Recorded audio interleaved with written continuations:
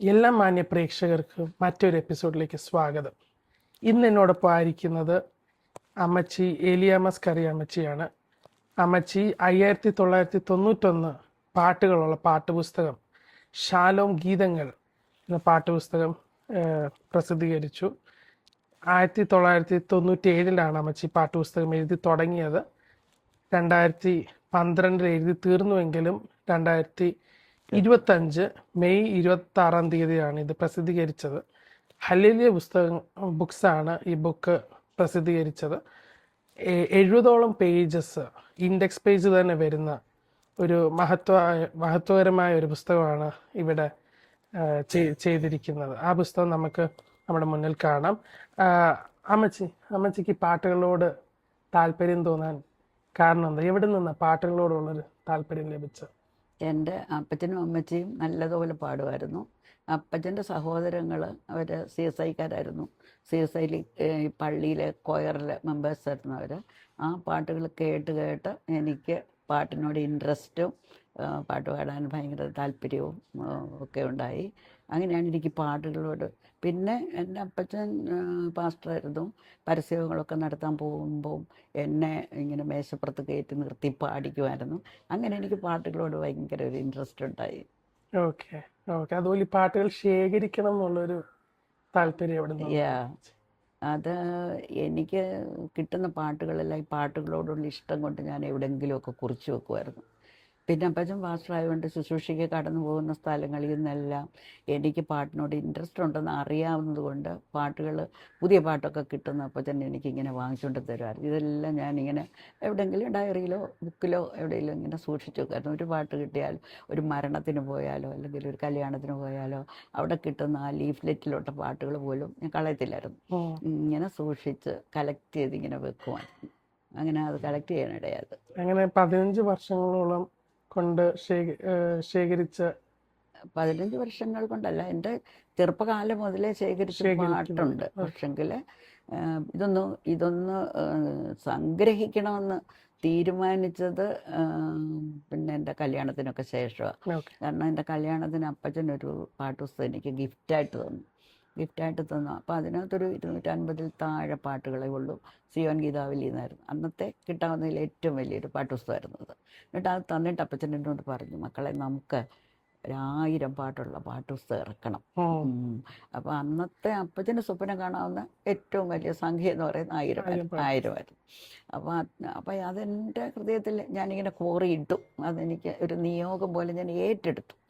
പക്ഷേ അന്നൊന്നും എനിക്കത് ചെയ്യാൻ പറ്റിയില്ല.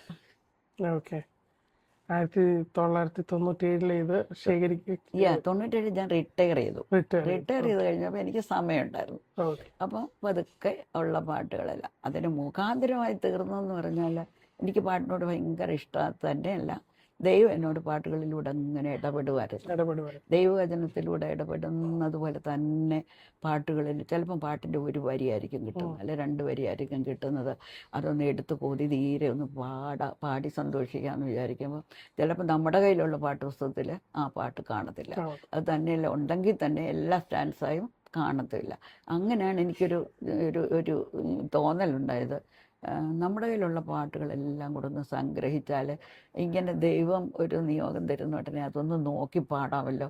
അത് എനിക്ക് തന്നെയല്ല, എന്നെപ്പോലെ ഇങ്ങനെ പാട്ടിന് ഇൻട്രസ്റ്റ് ഉള്ളവർക്ക് അതൊരു അനുഗ്രഹമായിരിക്കുമല്ലോ എന്ന് വിചാരിച്ച് ഞാനതിനെ തുടങ്ങി എന്നുള്ളത്.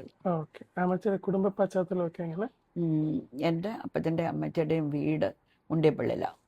മുണ്ടിയപ്പള്ളി ചാക്കോച്ചൻ എന്ന് പറഞ്ഞ പാസ്റ്റർ MV ചാക്കോ ആദ്യമായിട്ട് മുണ്ടിയപ്പള്ളിയിൽ നിന്ന് നമ്മുടെ പെന്തക്കോസ്ത് അനുഭവത്തിലേക്ക് വന്നു.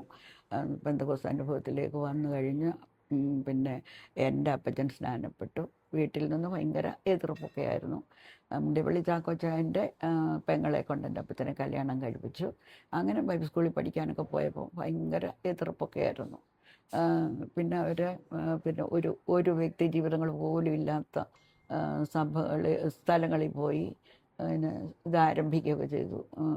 ഇത് ആരംഭിക്കുകയൊക്കെ ചെയ്തു. അങ്ങനെ അപ്പച്ചന് പിന്നെ ഒരുപാട് സ്ഥലങ്ങളിൽ ശുശ്രൂഷ ചെയ്തിട്ട് അപ്പച്ചൻ്റെ 69-ാമത്തെ വയസ്സിൽ അപ്പച്ചൻ മരിച്ചു.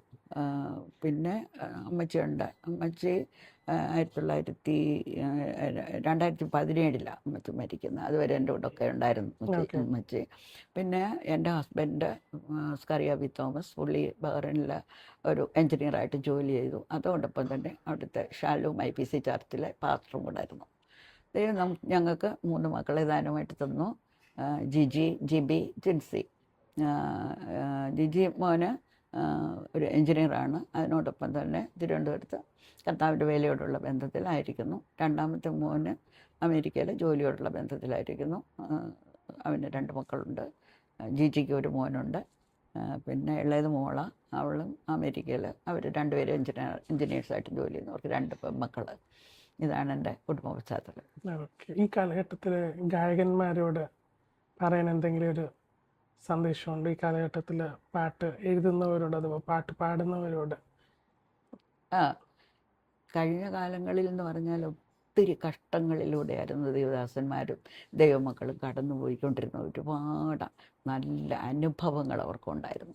ആ അനുഭവങ്ങളാണ് ഇങ്ങനെ പാട്ടിലൂടെ അവരിലൂടെ വെളിയിലോട്ട് വന്നത്. അതാണ് അവരുടെ തൂലികയിലൂടെ പാട്ടായിട്ട് എഴുതപ്പെട്ടത്. ഇന്ന് എൻ്റെ ചിന്തയിൽ അത്രയും ഒരു അനുഭവത്തിൻ്റെ ആഴമുണ്ടോ എന്ന് സംശയിക്കുന്നു. പാട്ടിനു വേണ്ടി പാട്ട് എഴുതുക എന്ന് പറയുമ്പോൾ അത് ആർക്കും ഒരു പ്രയോജനമാകത്തില്ല. ദൈവം ചില അനുഭവങ്ങൾ തന്നാൽ ആ അനുഭവങ്ങളിലൂടെ അല്ലെങ്കിൽ ആ ആത്മീയ കാഴ്ചപ്പാടുകളിലൂടെ പാട്ട് പുറത്തു വന്നെങ്കിലേ അത് നമുക്ക് അനുഗ്രഹമായി തീരത്തുള്ളൂ. അപ്പോൾ കർത്താവ് ഒരു വെളിപ്പാട് തന്ന് അല്ലെങ്കിൽ ഒരു നിയോഗം തന്ന് ആ പാട്ടിനുള്ളതായ ആ ദർശനം തന്ന് അങ്ങനെ പാട്ട് എഴുതുകയാണെങ്കിൽ അതെല്ലാവർക്കും അനുഗ്രഹമായിരിക്കും. പാട്ടിന് വേണ്ടി പാട്ട് എഴുതിയാൽ ഒന്ന് പാടി പാട്ട് ഒന്ന് കേട്ടു എല്ലാവരും ഒന്ന് പാടി അതങ്ങ് തീർന്നു പോകും. പക്ഷെ കഴിഞ്ഞ കാലങ്ങളിൽ ഉണ്ടായിരുന്ന ദേവദാസന്മാർ പാടിയ പാട്ടുകൾ ഇന്നും നമ്മൾ വളരെ സന്തോഷത്തോടും ആശ്വാസത്തോടും നമ്മുടെ സമാധാനത്തിന് വേണ്ടിയൊക്കെ നമ്മൾ പാടുന്നുണ്ട്. പൊതുവിൽ പാടാത്ത ഒരു പാട്ട് അമ്മച്ചി നമുക്കായിട്ട് ആരംഭിക്കാം. ഈ ആരാധനയ്ക്കൊക്കെ എൻ്റെ ചെറുപ്പത്തിലൊക്കെ ആരാധനയ്ക്ക് വേണ്ടി പാടി സന്തോഷിച്ചിരുന്നൊരു പാട്ട്. ഇന്നൊന്നും ആരാധനയെ ഞാനത് കേൾക്കുന്നില്ല. അതൊന്നും പാടാം.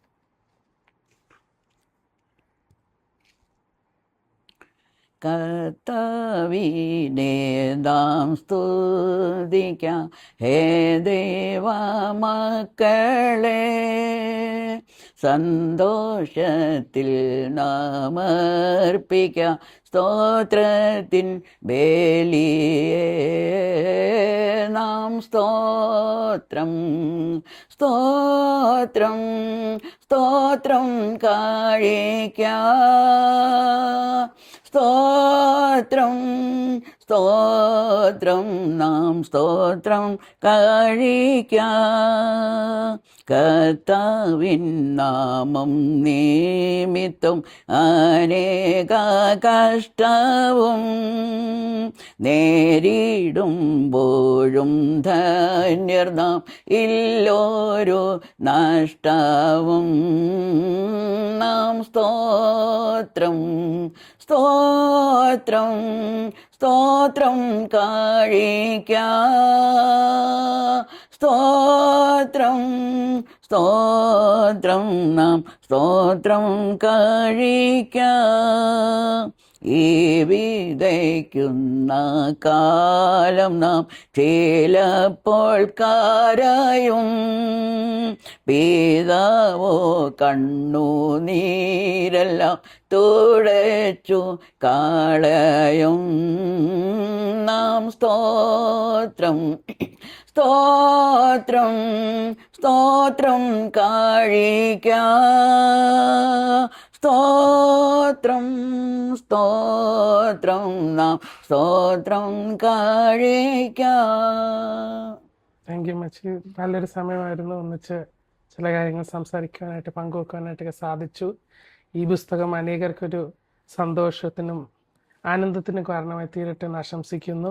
ഇന്ന് എന്നെ കേൾക്കുന്ന ഏതെങ്കിലും പ്രേക്ഷകർക്ക് ഈ ഒരു പുസ്തകം വാങ്ങിക്കണമെങ്കിൽ താഴെ നൽകിയിരിക്കുന്ന ഫോൺ നമ്പറിൽ നിങ്ങൾക്ക് ബന്ധപ്പെടാം. നിങ്ങളുടെ സ്ഥലത്തേക്ക് ബുക്ക് പോസ്റ്റായിട്ട് അയക്കുന്നതായിരിക്കും.